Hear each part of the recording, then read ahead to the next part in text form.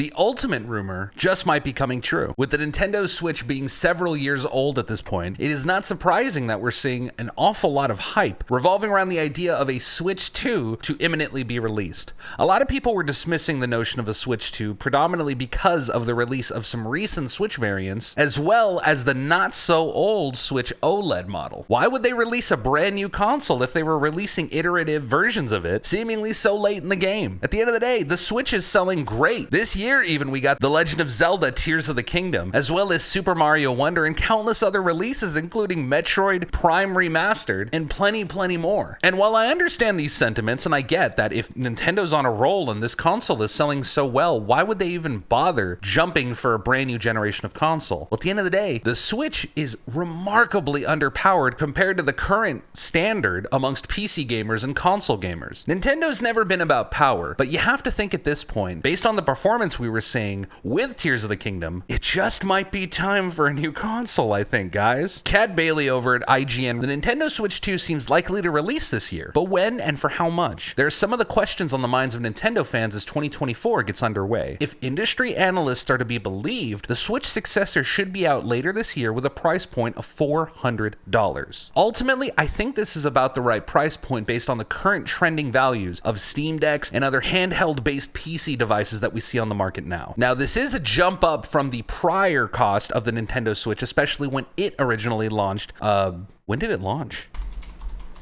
That was 7 years ago? The Switch was I think I'm dying slowly, guys. When the Switch released 7 years ago, it went for an MSRP of $299 US, you know, a way of saying $300. So it makes sense that an iterative version of the Nintendo Switch in today's economy, with today's gaming sphere, with all the competitors, that it cost $399. That just makes sense, especially if it's serving to be a giant power bump in any sort of degree. I don't think Nintendo can get away with this console not being at least substantial power jump, maybe not compared to its peers, but at very least itself. Cad continues, offering his predictions to GameIndustry.biz for 2024, Dr. Serkin Toto, a Kansan Games analyst noted for being a Nintendo expert, said he believes that the Switch 2 will be out in 2024. He also affirmed the persistent but unconfirmed rumors that a Switch Pro was indeed in development at one point. The Switch OLED was a strange beast, because ultimately all it served to be was a screen size increase, a mild refresh on the actual fundamental body, and of course, the introduction of OLED technology in their screens. OLED was a really big deal for the Switch. I have an OLED Switch. I love the thing to death. The bigger screen is fantastic, and the OLED tech looks phenomenal on that screen. So it would surprise me none if the Switch 2 of sorts were to lack that fundamental feature. If the OLED is not in the Switch 2, I would be pretty surprised, but I guess it just depends on the sort of power increase and what sort of technology changes we would see from the Switch 2. The analyst says, quote, the time is finally here for a Switch successor, even though I can say a Pro model actually did exist and certain developers were already working with the dev kit. I'd have to think that a majority of the developers that were working with the Pro model likely just had a head start on ultimately what will serve to be as the Switch 2. Toto continues, I believe the next hardware will drop next year for $400. There is a high chance that games will cost more too, $70. I think we saw this coming with Tears of the Kingdom being the first Nintendo game to cost $70. Well, I don't necessarily know how to feel about $70 games in the current day and age. I think at this point we've just kind of gotten used to it and it's a necessary evil. Some people bite the bullet and just buy their favorite games for $70 and other people wait for sales. If you're the sale person, I like you. The next system is also likely to be an iteration rather than a revolution. Nintendo might add some bells and whistles to the device, but it will be similar to the current Switch. And because there is Pokemon and Pokemon is associated with handheld gaming, there's no way on earth Nintendo will drop the portability feature for their next big thing. I think we're certainly looking at an era where Nintendo has solidified the fact that its handheld division and its console division are simply one and the same. While it's unfortunate that Nintendo had to cannibalize its handheld division in order to keep their console systems alive, I think it's a good thing overall. Having a decent amount of power in your back pocket while being able to take games that you would play on a large television also with you on the bus, on the plane, wherever you might be, is just too awesome a feature, too good a luxury to have go down the toilet. But it is interesting that there was even remotely speculation on the notion that the Switch wouldn't continue its handheld roots. With the Wii U, we were already seeing Nintendo sort of handheldify Is that a word? Handheldify its console-oriented business. Toto and Harding Rollis, another analyst within the sort of sphere of speculation, also agreed with Toto.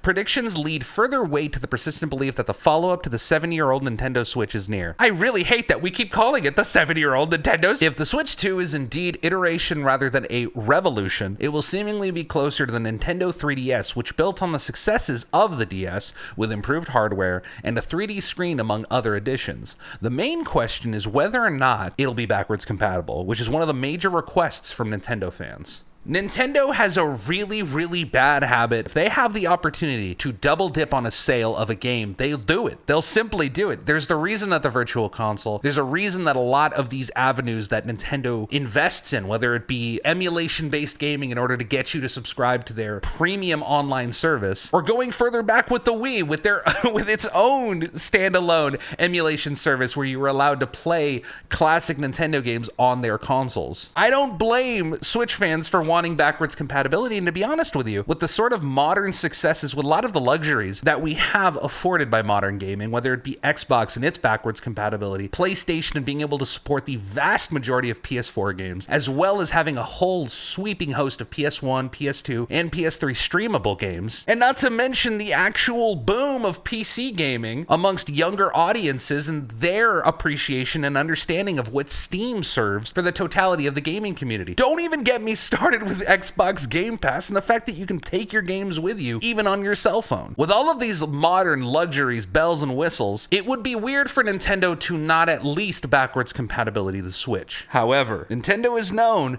to be a bit of a grouchy old man when it comes to a lot of these evolutions within the gaming sphere. Nintendo doesn't have to do anything for you. They don't have to change anything for you. They could keep doing what they're doing, and as long as there is a brand new shiny box to buy, people will buy it. That's the sort of buying power, that is the sort of selling power, that is the sort of existential existence that is Nintendo as a whole. Their games, their handhelds, all of these things valuate continuously because they have been such a good faith hallmark within the gaming sphere. At the end of the day, they don't have to do anything that doesn't ultimately add to them being able to sustain their existence and make as much money as possible. These businesses don't owe anything to you. And if all they've given you is quality products, quality this, quality that, it makes sense that they're just going to do whatever they want to do, even if it comes at the expense of diehard fans not getting to taste the best of the best in terms of these modern bells and whistles and features.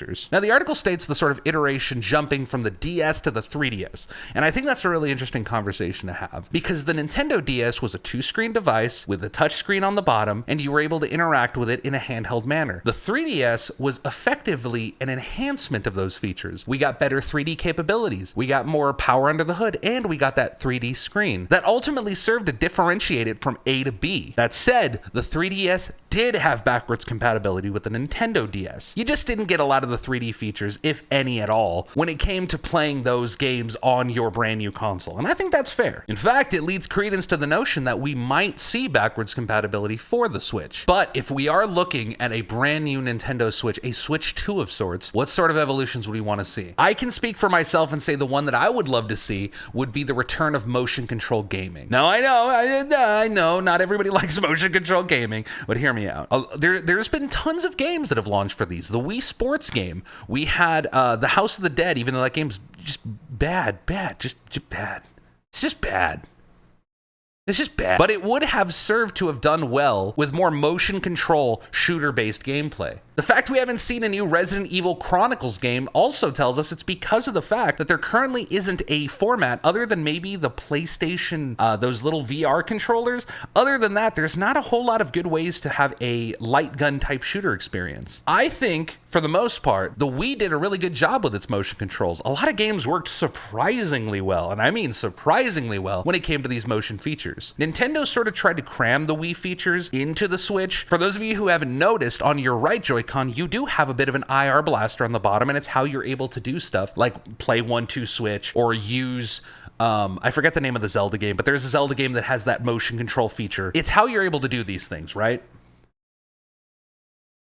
Skyward Sword. it was Skyward Sword. And I'd say having that back as an option, having a thing that we can connect to maybe our TVs, connect to something that would allow us to be able to play motion control oriented games would be fun. It would be an addition to something that already works. It's not necessary, but I think it would be a fun inclusion. This would also give them the opportunity to double dip back again with their online services and provide Wii-based emulation. Dude, the number of people that I think would fairly murder each other for the chance to play Super Mario Galaxy again on the Switch 2 would be insane. I think continuing with the OLED, I think enhancing the sort of dock that we have for the Nintendo Switch would be a great idea, and maybe giving us more official options in terms of better ergonomics when it comes to holding the thing. I have giant hands, okay? I have like monster mitts, like I cannot hold a Switch in good faith. It's not a fun experience. So having an official, maybe Joy-Con Pro model that is a little bit more oriented on the human hands, because I don't know what the Switch is oriented for. People with Lego hands? I think these are some of the things that they could do to sort of provide an overall better experience for those looking for a Switch 2. But at the end of the day, we're just gonna have to wait and see what 2024 brings us in terms of Nintendo news, as well as the coming and going of stuff such as the Summer Games Fest, the Game Awards, etc., etc. Though I suspect we're going to be hearing a lot more rumors in the coming weeks and months. Guys, I hope you enjoyed the video. I really appreciate everybody who has been watching the videos thus far. It means the absolute world to me. I'm a new content creator. I have wanted to do stuff like this forever, and I just never really got a chance to do it. So the fact that I have anybody watching these, anybody liking, commenting, subscribing, guys, I love you to death. Thank you so much for doing so. It means the world to me that you guys would have my back on this. What do you think about the Switch 2? Do you think that we're going to see some major iterative advancements, or is this going to be a revolutionary game console? Let me know down below. If you like the video, consider liking. If you dislike the video, consider disliking. If you want to see more and stay caught up with what I'm doing here on this channel, as well as new game news, pop culture news, whatever, it's whatever I want to talk about at the end of the day. Consider subscribing. Appreciate you guys. I hope the new year is treating you guys well, and I'll catch you on the next one. Stay golden.